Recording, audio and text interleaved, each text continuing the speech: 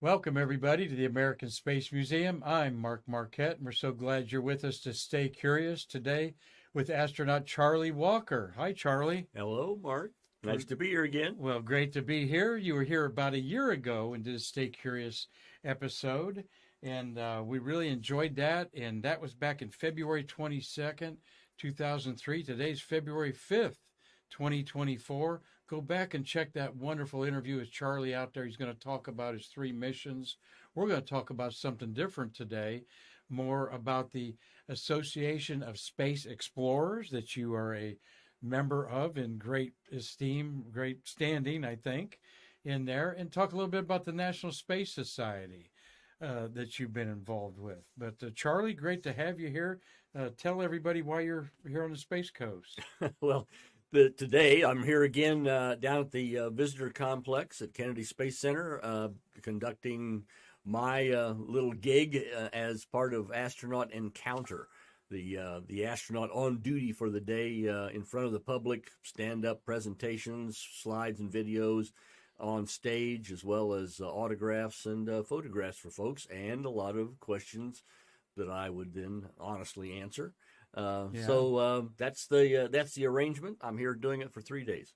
Well, you're one of the regulars. I know you enjoy that. And we just had dinner with Marty, who's running the board today on this recorded show, with Nick Thomas, the astronaut wrangler. We love calling him out there. Yeah, primo communicator. He is, isn't he? Yes, he is. He does a great job. And very knowledgeable historian as well. Oh, we love his stories. Nick comes on Stay Curious once a month and tells his extraordinary stories of history, out there. So, but we're going to hear some few stories from you today. And there's Anita Truex.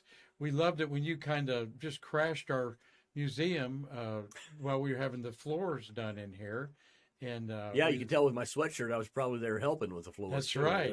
That's right. Your Schroeder's cat walks into a bar. Walks into a bar and doesn't. It doesn't, yes. It's a physics conundrum. That's right. So, but we wanted to give Anita a shout out there because she's one of our hidden figures here, if you will. That does a lot of great things on there. And there you and me are on a year ago talking about your three missions, 41D, 51D, and 61B. That was the alphabet soup numbering system for the General Accounting Office, basically, there. Interesting that 3 shuttle missions in 15 months, folks. Like we say there, Charlie Walker is the first commercial astronaut, a Purdue not, a proud graduate of that college. Go Boilers. Boiler up, right? Yep. 15 missions in... Three missions. 3 missions in 15 months in the 80s. That's like... Nobody else had done it, and here I was, a mere payload specialist, and lots of them are gritting their teeth saying, how come he flies not only more often than I do, but more than I do? And I had to tell NASA, I told NASA management at a debrief, don't do this to your people. This is a killer. I mean, I wasn't training to operate systems on board the orbiter, much less fly it. But my training was not as intense, didn't need to be as intense as the mission specialist training. So NASA certainly should not ever have tried. They didn't try to fly anybody nearly that frequency. So it was a little lesson learned, not only for me, but I hope for the agency, and they seem to take that. Well, there's the beautiful 16 other Earthlings flew with you, each so unique and pioneering in their fields. Different crew members on each mission. Yeah. And unfortunately, 3 of them have passed on. And Mary Cleve was in your 61B class there. And then you had Bobco and Peterson, your commander and pilot. Hank Hartsfield. Oh, and Hank Hartsfield, too. Hank That's Hartsfield, right. yeah. No Peterson. Yes, right. Well, Dave Griggs is gone, too, on 51D. And Dave died years and years ago. He was still active duty, and he was piloting a restored World War II trainer. Crashed in the Houston area. Remember hearing about that. But you were the 148th human to orbit Earth, and I bring that up because you belong to the Association of Space Explorers, like we said, and they keep the definitive number of registry. The registry. We're going to see that registry and talk a little bit about that. But the total astronauts flown since eternity is 611 people have orbited the Earth, and you're one of those. And I just think it's such a select group of people, Charlie Walker, that out of over 8 billion people, it's a teeny, tiny number, of course. Yes. Does that motivate you for telling your story? Being one of the few people that can. Yeah, it does. It as the years have gone on, I've kind of accepted it as and internalized it in my own head as a mission. I mean, it is just the fact that the numbers, again, 600 may sound like a lot of people, but out of 8 billion, it's teeny tiny. It's a rare thing to have been able to do, and yet it's an important thing. I count it as important. I count having journeyed beyond our home planet, even a few hundred miles, but traveling 25 times the speed of sound. I mean, fantastic numbers, fantastic in the person on the street's head, I'm sure. And therefore, and I was one of those before I got a chance to fly. So I understand how people can tend to think that's special.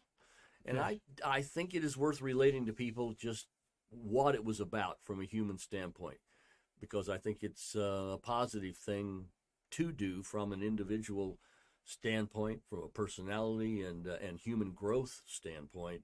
And if more people can't go to space as quickly as we'd like to see more people experience it, then at least they can hear firsthand as often as I am able to do it. And I'd like to be able to do that. And he does a great job of it. We love Delaware North for bringing the astronauts out there. Marty and I and the whole group of us love going out there and just learning. There's a lot of autograph hounds out there, but a lot of people just want to learn from the horse's mouth, so to speak. And you went to space because you were the person that knew this special machine called the electrophoresis process there. You were trying to train astronauts to do it. Well, I'd trained 4 crews of astronauts, 2 people on each of 4 flights before I got a chance to do basic research with it. NASA was partnering with us. It was a first joint endeavor agreement, a legal agreement between NASA and private industry that could be signed. We encouraged NASA to come up with that approach, and the NASA lawyers took them a year and a half to do it, but they finally came up with the legalese. That was a quid pro quo in legalese. That means a non-exchange of monies arrangement.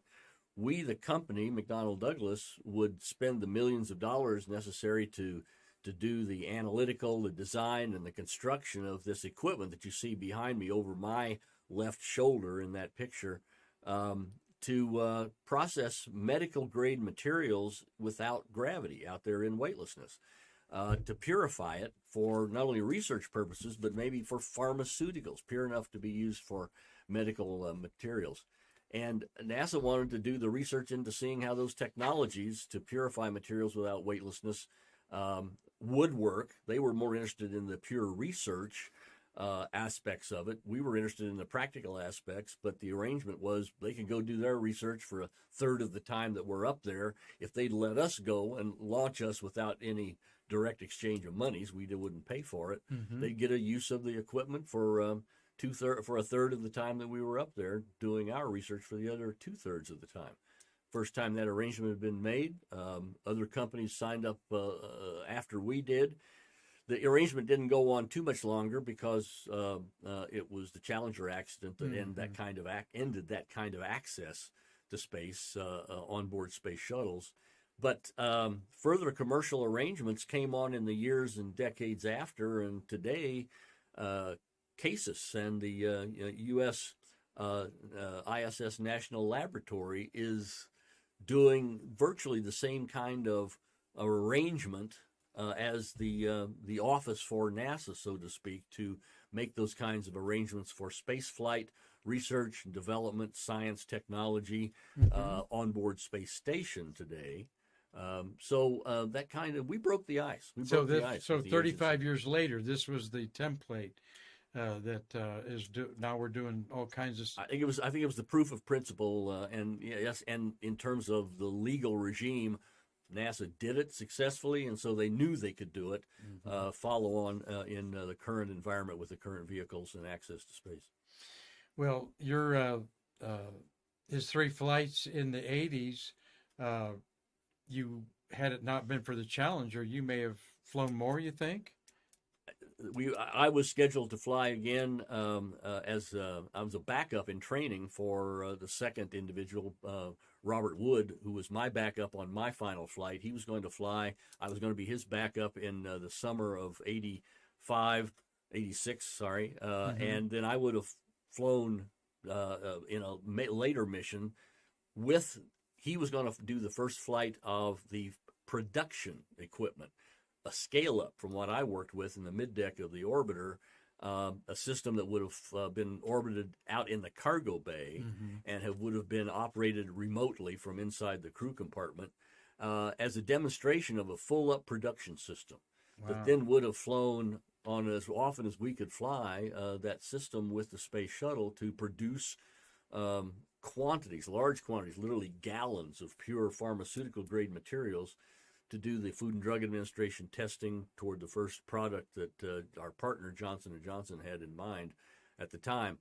But the equipment was built and it was in final qualification testing and would have been shipped down here to KSC in March of 86 if we hadn't lost Challenger. And so, we would have been flying again later on. So, man on the street like myself, we hear a lot about pharmaceuticals in space, and everyone understands the microgravity. You can do things and make them pure. Is this going to be a factory situation in orbit in the next coming decades? If space transportation comes to a level at which it is regular, schedulable, and truly schedulable, maybe a slip of a day or so might be acceptable in this kind of a business plan where you're producing something out there and there's a market down here that anticipates it, expects it to be on the shelf, so to speak, at a certain time, that allows a regular scheduling of supplies up and back at a cost that works within whatever that market price is for whatever that product might be, then yes. So all of those business aspects will have to work, but transportation is such a big cost when you're talking about something being done in space that we've got to bring that cost down, and get to a truly reliable and regular transportation system of large masses, not a few 100-pound satellite, 1,000-pound satellite, but 10,000 pounds, 20,000 pounds up and back, for the kind of work that we were going to do. And it's going to be a while before that happens. There is already research that's being done with electrophoresis type technology, that is electrochemical and research material, biological research material separation technologies on board the space station, and have been done on and off the past several years. So the work is being done right now. The quality of research materials, not only for testing purposes in terms of therapies and treatments, but also protein crystal purification for protein crystal growth. It's going on. It's not a big market at all, but yet it might be in the years ahead. Well, when you turn into Kennedy Space Center tomorrow to do your thing with the public there's that huge Blue Origin campus there right across the street. And that New Glenn rocket we hear's got a fairing 4 times larger than anything that's ever been orbited so far. So Mr. Bezos is planning on putting big things up there. Yeah, and the Blue Origin has announced that they're a partner in a big project, orbital station project called Orbital Reef. Yes. So, yes, he's got big plans there, as well as in other aspects of space transportation, space access. Incredible. It's all going on right there. They're going to build spaceships and space stations and stuff like that right there across from Kennedy Space Center's visitors complex. And fun thing to think of. Fun thing to think of, isn't it? Well, it's fun to have Charlie Walker here. He's always got some good stories, but something I wanted to dwell on is you're showing you there at the autograph session at the Kennedy Space Center is this association of Space Explorers. Explorers, ASE. You've got your it's on your shirt there today. Yep. There, and of course, a little bit of comment about the love that you get out there from space fans. A little bit of a comment on it. Well, you enjoy doing the autographs out there. Well, yeah, I enjoy relating to people that are. I mean, people spend good money to come to the Kennedy Space Center Visitor Complex, as well as valuable day of their time, and so it's already a pre-sorted space advocacy community. So right. Most of them are there. Most of them are there because hey, they think they love it, or they wouldn't put the money down. And I'm happy to encourage that. I mean, because I think it is a very positive thing that humanity is doing in going into that final frontier, as John Kennedy called it. I encourage people with my experience and with my desires and expectations in terms of a positive future. Well, you might be the only astronaut that somebody ever meets in a family or something like that, going back to Des Moines, Iowa, and not too many astronauts showing up there at the grocery stores and stuff. I mean, and by saying that is the Charlie Walker, you take it seriously and you give people your time and your patience, and I think it's a wonderful thing. Well, I vividly remember of the years before I was blessed with the opportunity to be working for a company that NASA accepted as somebody that could do something in space and wanted to send me to do that work out there. Before that, I was just the person off the street who was goggling at space launches and those astronauts. And I remember the desire to meet these people and to shake a hand, and pleased to have done so with some of the early pioneers. John Glenn, when I was still at university, John Glenn visited Purdue. I still remember that day and shaking hands with the man very vividly, and it was a motivator for me. There you go. He is a Purdue knot there from that great institution. 24 astronauts or more and counting. And counting. In fact, Laurel O'Hara's on orbit right now. Laurel O'Hara's on orbit. That's right. She is the latest up there from Purdue. Let's talk a little bit about this Association of Space Explorers. Mm-hmm. Here's their website there. For those of you who don't know, visit it. This is of course, it's one of the most select clubs on the planet. You have to have orbited the Earth at least once in order to be qualified to be a member. There's Rusty Schweikert there. Was Rusty one of the founders? The organization was founded in 1985 by handshake agreements that became some not-for-profit chartered organization agreements later on. But 1985, Rusty, Apollo astronaut, then retired from NASA, who met at technical society meetings around the world, somewhere in Europe, I believe, with 3 Russian cosmonauts, most notably Alexei Leonov, but Vasily Sevastyanov and Georgy Greco. The Soviet cosmonauts who weren't active. Well, Georgy was still active at that point in time. He flew a little bit later, I think, in fact, his last flight. All agreed that space was a unique place of human endeavor that should be considered a place of common human experience and heritage. And so those that had journeyed there should have official sanction to be able to communicate with each other about their experiences and the benefits, and project those expressions of benefit to the public globally around the world. And so we ought to organize to do just that. And the charter was that they agreed to was to see humanity encouraged by the presence of those astronauts to show as an example that leadership in terms of cooperation was an important and beneficial thing to all of humanity, international cooperation in peaceful fashion, that benefits could come from space to all of humanity, from the unique exploiting the unique resources and vantage point out there, and that those kinds of things should inspire people around the world. And they wanted to see an organization that allowed that to happen. And it appears to be thriving. It's the only professional association for astronauts. You hold an annual congress attended by astronauts and cosmonauts around the world.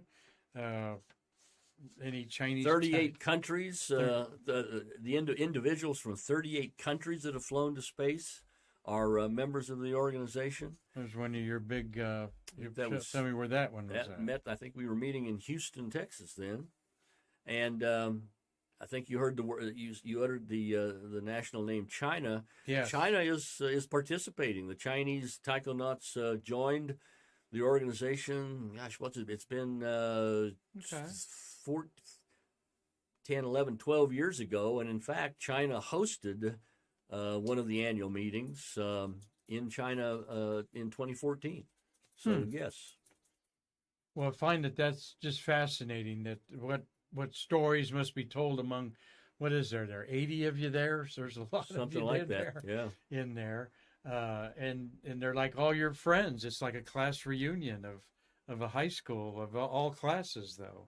It's it's a powerful experience to literally rub elbows with and share stories, both sad, the loss of friends perhaps, but also the glories, if you will, of the space flight, and as uplifting as it is in every person's experience, to share that with individuals who have done the same thing from other nations, from other national and cultural perspectives. To hear that, to see that, to talk about those experiences with each other is very enlightening. It's very enlightening. Well, it has to be. We're going to talk a little more about the ASC here in a few minutes, but if you are a space lover or space geek like I am, you can join an organization that is also dear to your heart, the National Space Society. There's their new rebranded logo there. And you, at one time, was the former president of the National Space Society. Been president, board member, board of directors member, an officer in the organization in years past. National Space Society actually is the merged product of two kind of different organizations, public membership organizations from that both originated in the 1970s. One was an organization that Wernher von Braun, among a few other space pioneers from the 60s, organized post-Apollo as a public outreach and membership organization for the purposes of reaching out to the public and having a forum, a place, virtual or otherwise, that people who like space could learn and continue to learn on a continuing basis about it. So that was kind of the space professionals' public adjunct, public forum for membership purposes. But then the other organization that organized a little bit earlier, in the early 70s, was the L5 Society, that was organized around the concept of humans expanding out into the universe with settlement as a big point. Mm-hmm. And they kind of keyed to ideas that were promulgated, written about, published about, spoken about by a Princeton University professor, Gerard O'Neill. And there's books and publications that O'Neill wrote in the middle 70s about that.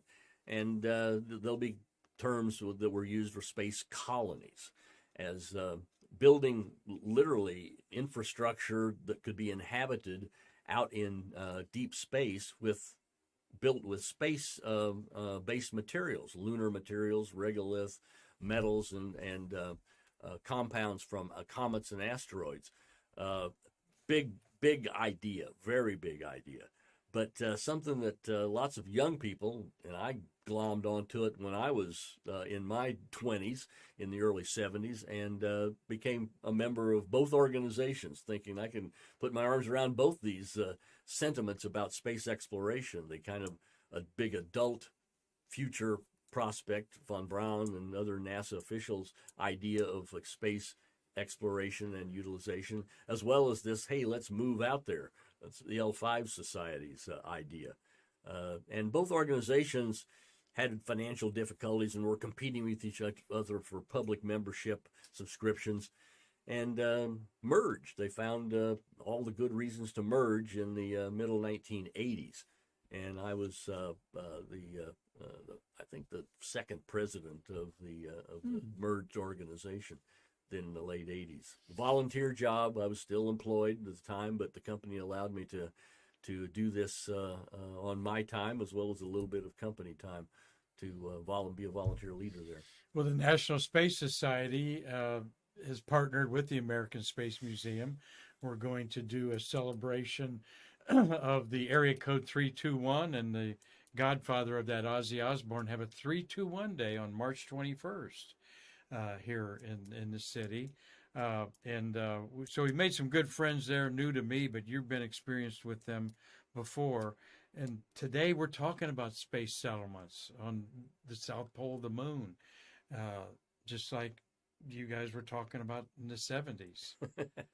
It's actually, that the settlement will be that were being thought about realistically today is quite a bit smaller than what the fantasy that we were having in the early 70s about big colonies of 1 million people. Wow. At the L5 location in orbit of the moon around the Earth. But yeah, well, still it's the same Elon direction, Musk the wants same idea. To have 1 million people on Mars, in the next 50 20 years or so, maybe. Yeah.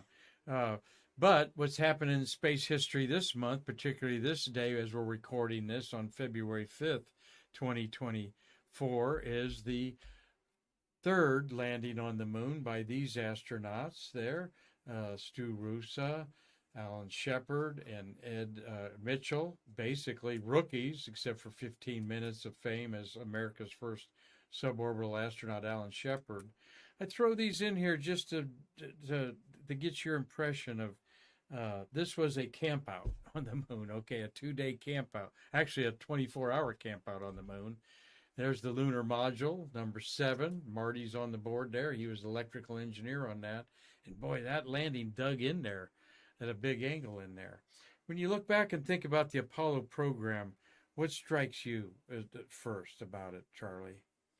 Well, I was still in university. I was a university student, a college student, when 11 landed on the moon. And I graduated before the Apollo program ended. But about the same time, it was the Congress that was deciding with the then White House that, gosh, the nation had done what President Kennedy said, send a man to the moon, return him safely to the Earth, and it was time to go do other things. So let's end the Apollo program. And I was sorely disappointed.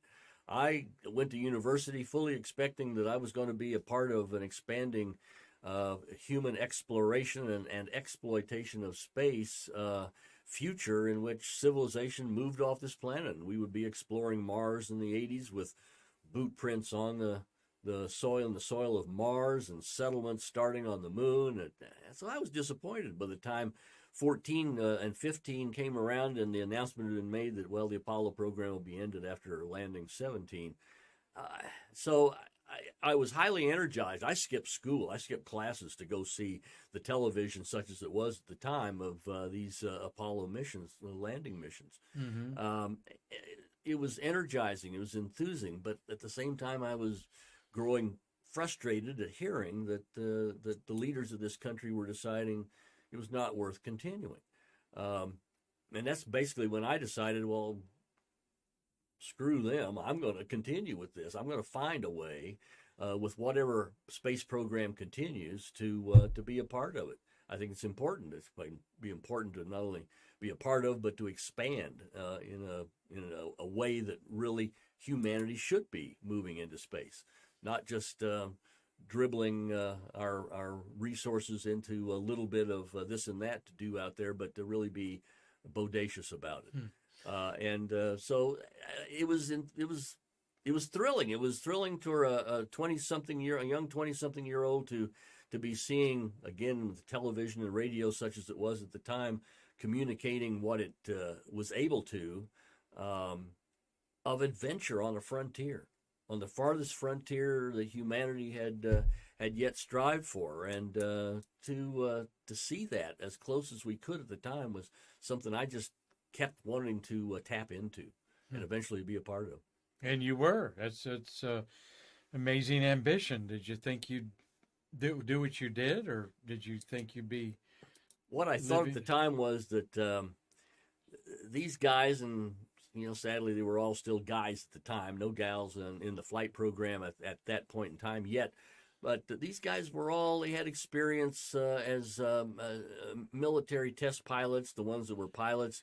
There were a couple of scientist astronauts that had been assigned to the Apollo program, but by the time 14 flew, I don't even think that a 17 crew had been announced yet. So I don't think the first scientist astronaut was yet assigned to a mission.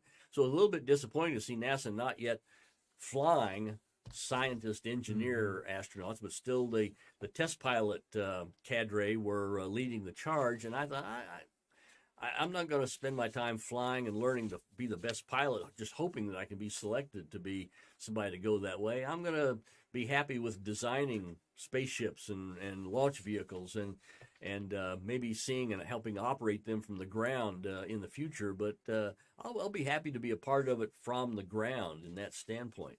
And it wasn't until literally maybe around that year that NASA became really got approved to design and build the space transportation system.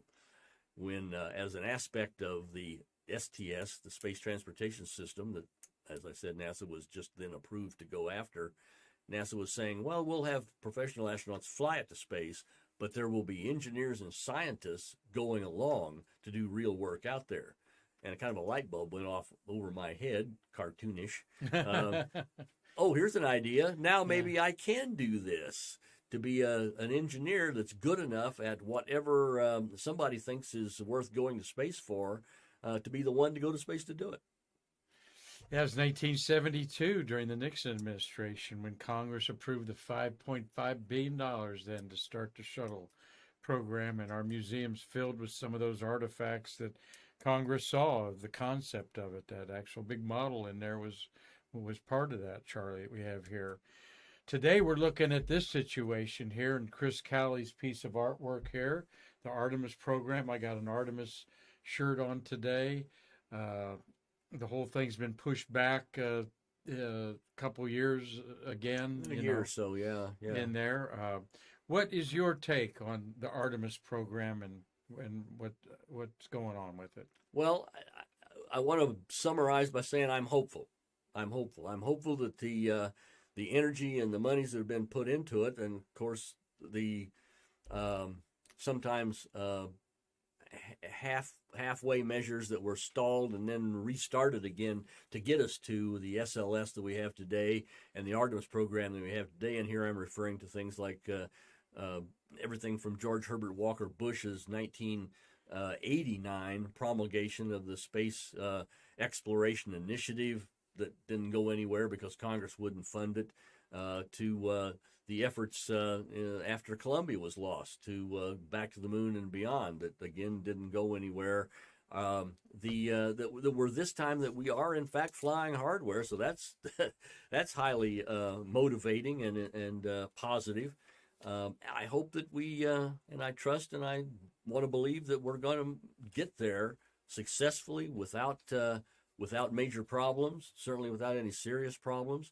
Not only to orbit a crew around the moon here in another year and a half, 2 years' time, but to land on the moon again for the first time in what will have been 55 years, and that we'll do so with SLS and Artemis. The plans are in my mind appropriate in terms of the desires and the expectations. Let's orbit the moon. Let's verify people in the hardware. Then let's, as soon as practical after that, land on the moon, and let's keep doing that. Let's put a gateway station, a way station in orbit around the moon as a way station to enable expansive opportunities. And let's hire private industry to send cargo to the moon, and eventually, sooner rather than later, even provide the lander craft for people to land on the moon. All of that is the right mix of things, and I think the right stepwise process. And again, I'm hopeful and positive that we're making the right decisions in terms of what hardware and the designs of that hardware. It's just up to we, the American people, and the words that we tell our Congress critters, like get it done and don't cut corners, because cutting corners is one of the reasons why we ended up losing Challenger. The technologies was not the most reliable. It wasn't the best technology to apply to launching a human spacecraft, and we paid the prices for it a couple of times. Let's not do that kind of cutting corners again when it comes to going back to the moon. I want to point out in terms of landing cargo on the moon and industry landing cargo on the moon, this month in February, there's scheduled in another week and a half's time, on the 14th, I think, a spacecraft to be launched from here at the Cape called Nova C, a privately developed spacecraft which NASA is supporting and subsidizing to a small extent, but the builder of it is expecting to be a supplier of private transport services for science and cargo to the surface of the moon, and is going to prove it with this mission. Yeah, Intuitive Machines out of Houston, there's the company. They've actually taken it beyond that, Charlie, where, as you well know, they've got some art that they want to put on the moon.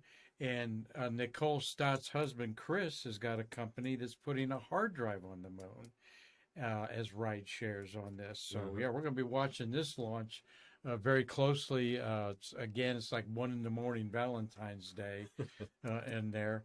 Yeah, it's just there's a lot of private companies that are trying to go to the moon. We had a private company fail with the Peregrine lander, and to show that it's not easy, it's hard, right? We learn from failure. That's the honest way to look at the real world around us. That we don't grow unless we stumble now and then, and learn why we stumbled and pick ourselves up and go do it right the second time and third time and beyond. There you go. We're enjoying a conversation with Charlie Walker here. So blessed that he took his time this evening to come in and share a little bit with us about the future of space travel, but also the records of the unique human beings who've orbited this world. We talked about the National Space Society, and we're going to have some of their members on next week and have a campaign with them. When I was in their offices at Kennedy Space Center Visitors Complex the other day, on the wall there, they've got something about yours there. They have a membership card that you took to space. When I orbited the Earth, first time I was an active member of the organization, and I took the membership card with me and presented it to the organization when I came back. Well, that's really cool. They have it in a prominent place if you haven't walked in there. But we're going to have Bert Dick, who's the membership chairman, so to speak. He's going to be on the show, and Gabriel Rothblatt is the executive director, and we look forward to building together with them our community here on the Space Coast. So we'll keep you apprised about that. You can help us navigate that. And Ad Astra magazine is the quarterly that is the voice of the National Space Society. It's available not only in hard print if you want to receive a copy in the mail, but it's also a digital subscription that one can sign up for. And there's online bulletins, I think, weekly in terms of news, space industry, and space science and technology advances that's available as an online newsletter. Absolutely, and you all need to be checking it out. And we're going to end our little conversation here with talking more about the Association of Space Explorers, the only association for people that have orbited the Earth. Here's the meme that I put together just to show you how rare this guy is here and how much you should love your astronauts. 611 human beings have orbited the Earth. And I didn't change the date there, January 19th. That was the launch of Axiom 3. Yeah. 75 of those are women. Marty came up with the suborbital term Karmanauts because they crossed the Kármán line. Good on you, Marty. And that's a good way to put it, isn't it, in there? It is. And 24 humans have left the Earth and orbited the moon. We hope to add 4 more to that in about a year and a half, that at least passing by and waving from 4,000 miles away. 12 humans walked on the moon, and Apollo 14 has Alan Shepard and Edgar Mitchell, both of deceased. The record of people orbiting the Earth at any one time is 18. And today we have 14 human beings on February 5th orbiting. The Axiom crew there and the ISS panel that has 11 on the International Space Station right now. 3 Chinese Takyonauts are in their Tiangong space station. Oddly, because they consider Michael Lopez Allegra born in Spain, he is an American citizen.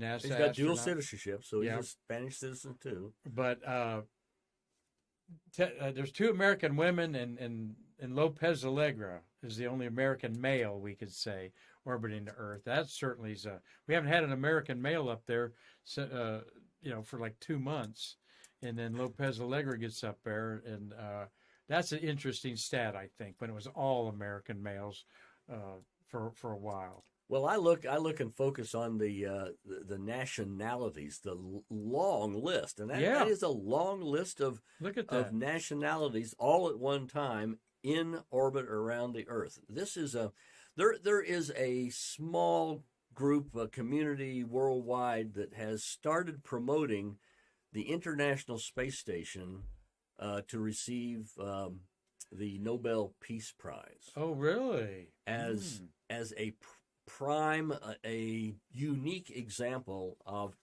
peaceful international cooperation, not just at this moment, but ongoing for more than 25 years. I mean, we've had people on board the space station, the International Space Station, now for 23 years on a continuing basis. And we work together up there. We, the Russians, other nationalities, Europeans, Japanese, ourselves, we work together up there for common good and common goal. And Nobel Peace Prize, I never thought of that. But it's a no-brainer, really, though. But it's a very positive thing to see. For me, in my mind, it's very positive to see an international community. 9 different companies represented there, as well as that many males and females working together in that frontier environment. Truly a new space age for sure. Here's where the official records are taken. Again, ASM delivers the astronaut perspective is one of the themes of the ASE. And of course, only an astronaut can give you that perspective. These are the 2 new appointees there, or new ASE members, Doug Hurley, Woody Spring, and Dottie there, Metcalf Lindberger. Not Woody Spring, but Hobaugh. Not Hobaugh. Yeah, I was thinking. Hoberg. Hobaugh. He was on the Crew Dragon 5. Yes. On there. Yes, right.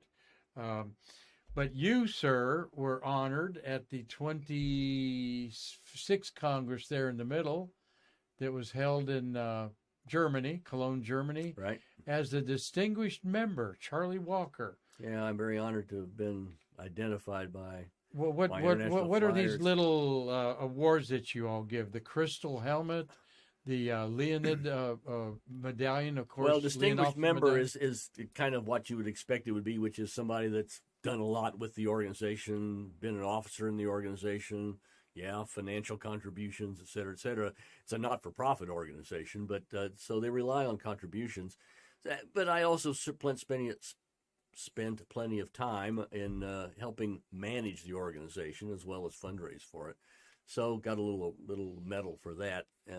But the Crystal Helmet is given in recognition of an academic, science, or technology leader in the countries, each of the countries, and there's different countries that sponsor us at the annual meetings. Uh-huh. So we've been around the world in terms of visiting and meeting in countries that have had space flyers or significant space technology contributions.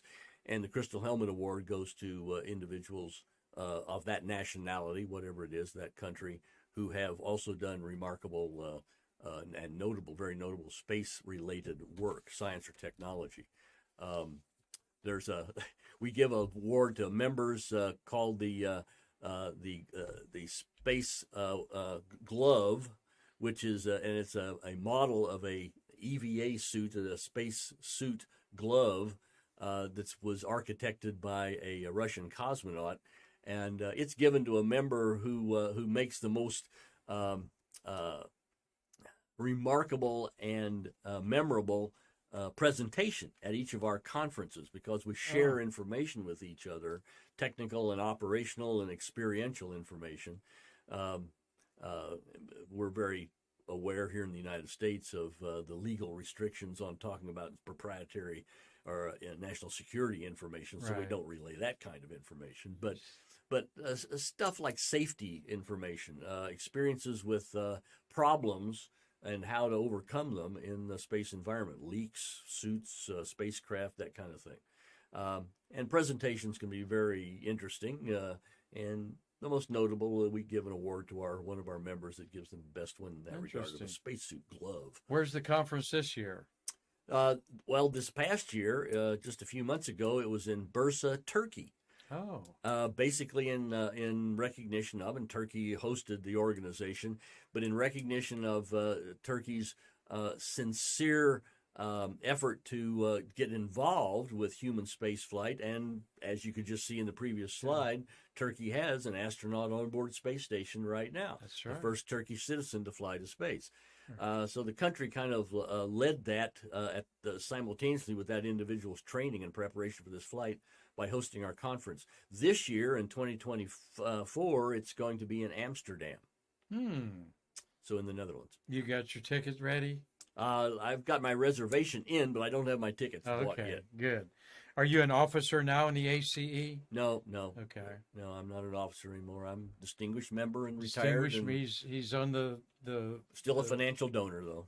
Well, that's part of what we like to be accurate at the American Space Museum is knowing exactly how many human beings have orbited the Earth. And I've researched it left and right. But here's your definitive registry of space travelers. And they've got two pins there on the front. One's a suborbital and one's an orbital pin. Right. We came up with, the Association of Space Explorers leadership and membership agreed on the design of a pin to be awarded and worn by those who not only have orbited the Earth, and the pin that represents having orbited the Earth are the two chevrons with a star at the peak and the circular representing the sphere of the Earth in the pin.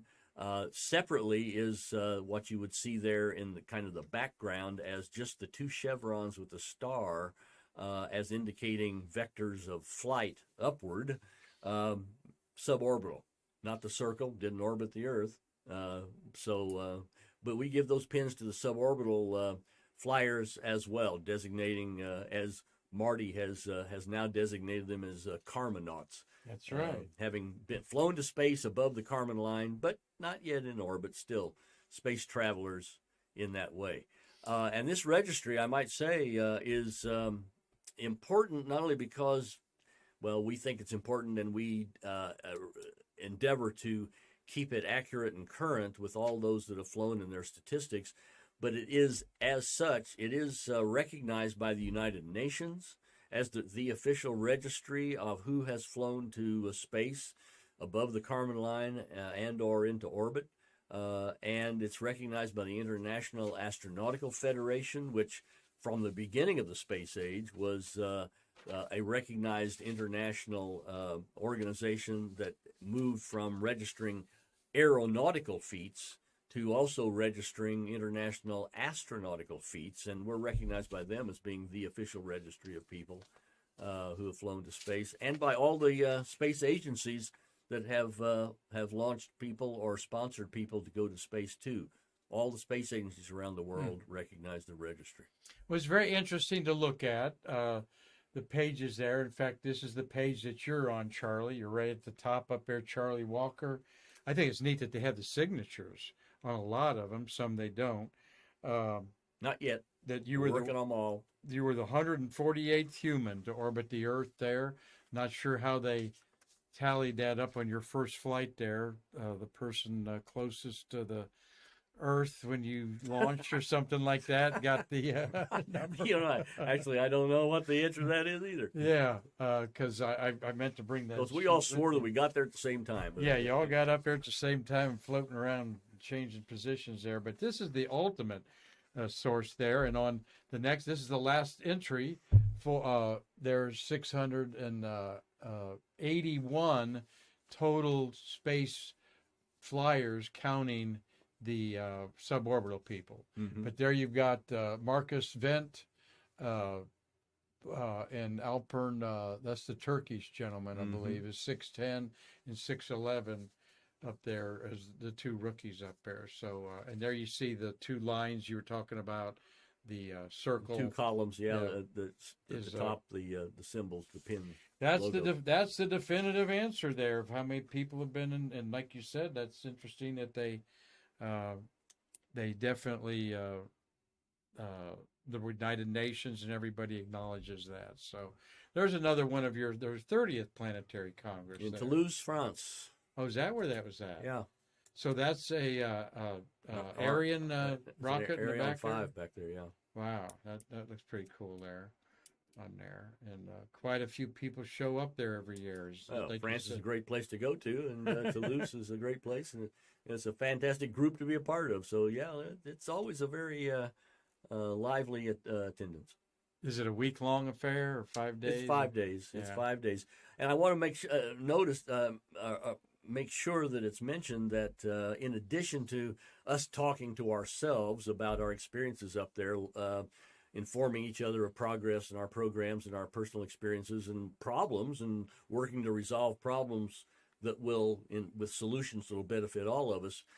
We also go out and talk to the community. One of those 5 days, we only really talk to each other as well as the invited experts from the country or the region where we're at for 4 days. There's one whole day that we offer to the organizers in whatever country we're in. We offer to the organizers that take us out to your community. Take us out to as far as you want to. In China, they flew us across China. There were individuals who flew across the country in 1 day's time, and they actually was flying and doing meetings with universities or students in various forum as well as public. And flew then back to Beijing very early the next morning to start the next day. But it wasn't just China. We've done that in the United States, flown across the country in the United States. That's so cool. You got 80 day. or more astronauts in one location, and they're all willing to go to the libraries, the civic clubs, whatever. As an organization, we very firmly believe that it would be an important opportunity not to be missed by an organizing country. And we as individuals, when we sign up for these congresses, we all commit to be available, make of ourselves available on that day for whatever the organizers wish, wherever they wish to send us to meet with the public and with students. Who are a couple of the space travelers that you are absolutely in awe of? Well, I hold in high esteem Alexei Arkipovich Leonov. The first human being to step out of a spacecraft to spacewalk. Alexei was a fine individual. He was a Soviet citizen, but he was a citizen of Siberia.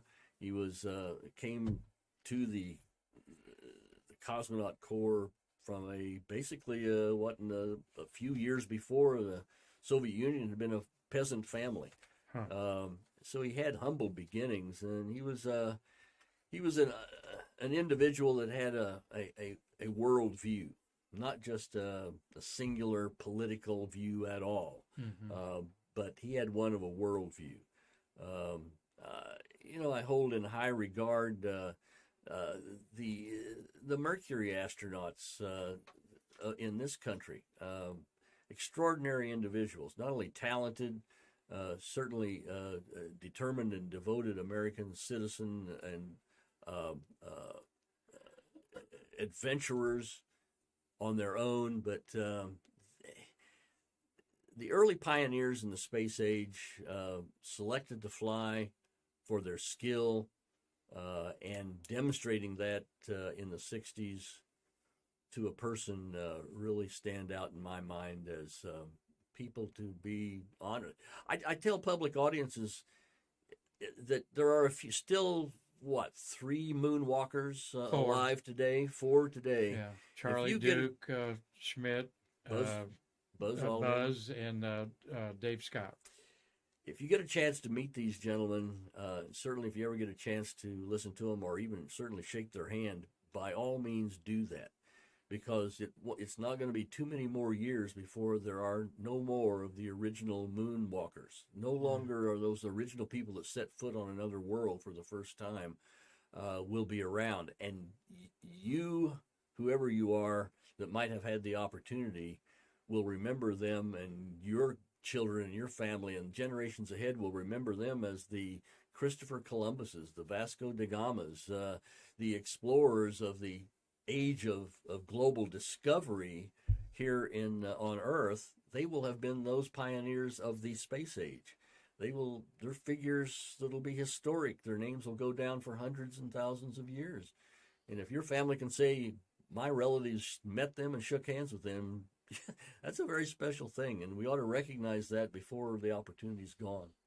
And the youngest two, Duke and Schmidt, are 87 years old. So yeah. Buzz is 95, I think, or he's turned 94. Yeah. And Dave Scott's 90. So, yes, you're absolutely right. Time has its way of taking away our heroes, but we must not forget that's part of why we're having you here, Charlie, is what a wonderful representation you've given us of not just being an astronaut, but an astronaut who is giving constantly back in the community and telling a story that you've had dear to your heart all your life. I'm just proud to have the opportunity to say, if I stand high, it's only because I'm on the shoulders of giants.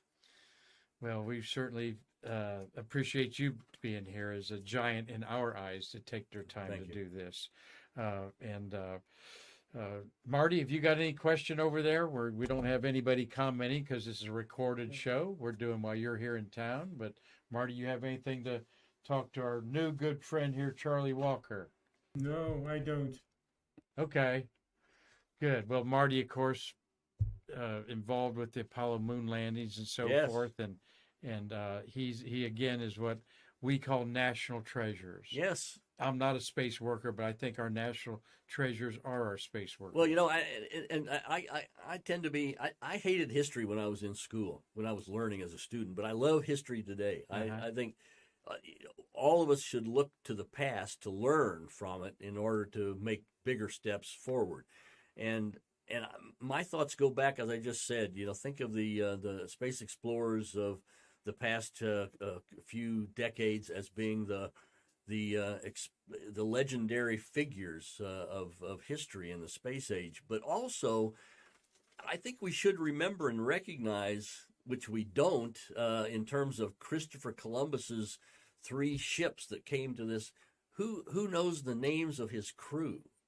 Right. Who knows the names of the shipbuilders in Spain or in Italy? They weren't Rockwell or Grumman. But they built these ocean-going ships that could barely make it across the ocean, but did successfully and back again. And those were high-technology, talented individuals of the day. Yeah. And Marty will remember your name for building the first lunar modules that went to another world. No one has, Marty keeps reminding us, no one yet has built a spaceship to operate standing up in an environment of vacuum of space that lands on another world and takes off on another world. Right. Nobody's done that yet. Right. And it was a true space vehicle. A true space vehicle. Manned space. Yeah. Only flew in space. Only flew in space. That's right. So, Charlie, Charlie, great what you shared today. We appreciate you taking your time to do that. You are officially a rocket hobo. Okay, going to give you a rocket hobo patch there from our memory of our good friend. Does that allow me to thumb my way around the world? Absolutely. Okay. All right. Yeah, All right. yeah. I Thumb love your it. way around I the love world. it. Love And anytime you need a meal, just come at the museum. We'll find someone to buy you one. Okay. it. Thanks, Mark. Also wanted you to have a Bill Whiting made these for us. 321 patch there. Titusville, Florida. Take that with you. Go Thanks. put it somewhere in your home in Tucson, Arizona. Very good. Any parting thoughts to our wonderful viewers on Stay Curious? You know that they love astronauts just like you that tell it the way it is. But what would your final thoughts today, sir? Well, not only stay curious, but stay active. Let your interest in space and this nation, and yea, verily, in a peaceful way, the world's progress off this planet, not to get off this planet, but to make this planet better by learning about it from out there, looking back, as well as to expand our presence out into the environments and with the resources that are out there. Let's press on and let our leaders know that it's an important thing to do, in a peaceful fashion, but progressively. Let's not hold back. We can afford it, and it's a benefit to all of us. So press on and be good to each other.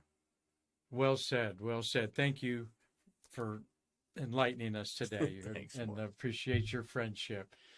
Well, also, I'll add this blue line up here. That should be the only border that we're concerned with on Earth, because without that, there's no life on Earth. And we are, like astronaut Nicole Stott says, we should be crewmates, not passengers on this. We're all spaceship crew Earth. members of Spaceship Earth. That's right. So, well, until next time, we'll bring you Charlie Walker again when he comes to town and has some good news to share. Glad that you learned a little bit about the Association of Space Explorers from one of its inside people there. And we hope that you all come back again to Stay Curious, to bridge the space between us.